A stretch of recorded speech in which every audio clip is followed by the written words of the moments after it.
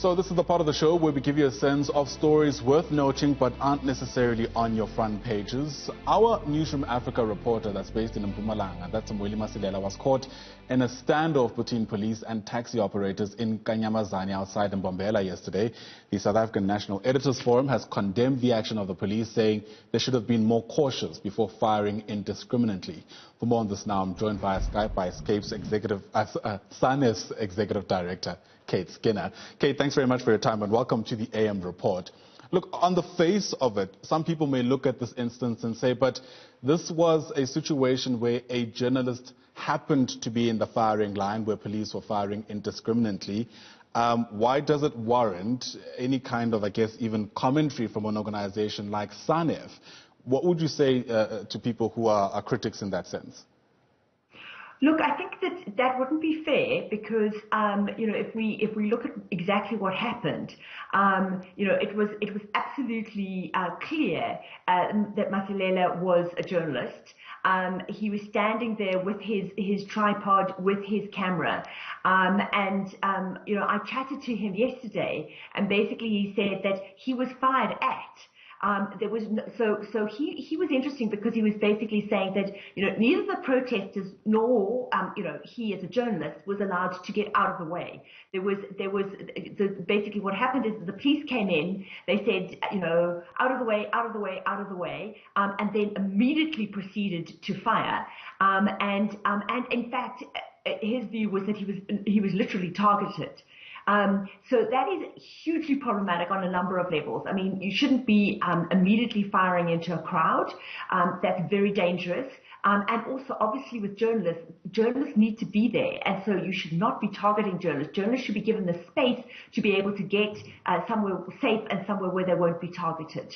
That's right. And thirdly, we're seeing that this is not that unique. I mean, in the wake of the unrest all over the world, we've seen reporters from all kinds of organizations also being caught in the scuffles between protesters and police.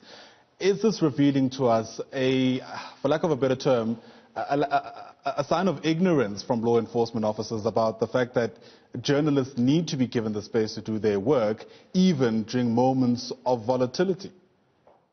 Absolutely. And I mean, I think that it's important to say that during moments of volatility, moments of protest, journalists are particularly important. I mean, we need to know why our citizens are upset, why there are protests, what people on the ground are saying. And if journalists don't feel safe to be able to be covering those issues, then we as citizens are not going to know what's going on. So I think it is absolutely essential that the security authorities, ensure that journalist safety is protected. And it's that protection because we need a free flow of information. I think that's the critical issue that we need to point to. Right. And I also know Sanef often speaks with the police minister about a number of issues. During those engagements, I mean, do you get a sense that this is top of mind for law enforcement authorities? Keeping in mind the fact that a journalist may be in the crowd that you're approaching and you need to apply the requisite sensitivities to be able to not be caught on the wrong side, as is the case with Masilela's case in Mpumalanga yesterday. Yeah. Look, I mean, we are in constant contact with the police. I mean, you're completely right. Every time there's an incident, we speak to the police. We are now meeting. We've got a planned meeting with the police to discuss these issues. The thing which I think is interesting is that you can never stop talking about these issues. If you don't put it top of mind, it isn't top of mind because obviously the police have got a lot of issues to deal with. And so that's why we are constantly speaking to the police and making sure that they are aware of the issue. And hence the fact that we actually have a specific meeting to discuss it. And of course, there's also considerations to be made for the actual journalists who are part of these stories. I imagine by the time Masilela returns to that scene, it might bring back memories at the very least. How best, I guess, can journalists continue to do their work to not only, I guess, try stave off contracting the coronavirus, but also trying to stave off being in the firing line the way Masilela was? So I'm really glad you're asking that question, because at Sanef we've been very worried about journalists, because you're quite right. I mean, being on the firing line, it might feel all gung-ho and brave, but in fact there is long-term trauma that comes from these kind of incidents. And you could really be triggered in another similar incident. And so what we've been saying is that it's absolutely critical that journalists have counselling. And often there's a sense that journalists feel that they don't need to. But what we've picked up from international research that's been done on this area, it is absolutely critical that counselling services are provided, if possible within the media house itself, but also that that psychologists, etc., are contracted to media organisations, because undealt with trauma has all kinds of other implications. It really is very problematic for the long term.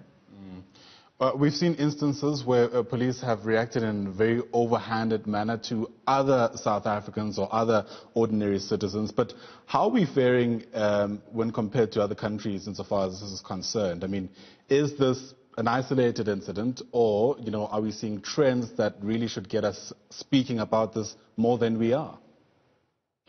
So I think abuse of journalists is something that's happening all over the world. It certainly isn't something that is, just specific to South Africa. And also it's harassment online and harassment in the real world. And so journalists are experiencing harassment at two different levels, which I think is particularly difficult. Also, what we're seeing is world leaders being very critical of the media. So you have your Trumps, Erdogan in Turkey, Modi in India, and I think that this is extraordinarily worrying, because if you've got your leaders saying, oh, these journalists are fake, you don't need to worry about them, you don't need to protect them, the media doesn't need to be protected, it isn't reporting in your interests, it opens journalists up for incredible abuse. And we have seen abuse all over the world. And often we have a sense that in America and in the UK there's kind of, less abuse. Not at all. Not at all. Unbelievable levels of abuse. All right. Well, there's certainly no overstating how important the work that journalists do is, if I say so myself, during this period. So thank you very much for your time and for giving us your insights. Kate Skinner is the Executive Director of the South African National Editors Forum. A quick update, Mweli Masilela is okay. He's received treatment, and we understand that he's well on his way to recovery.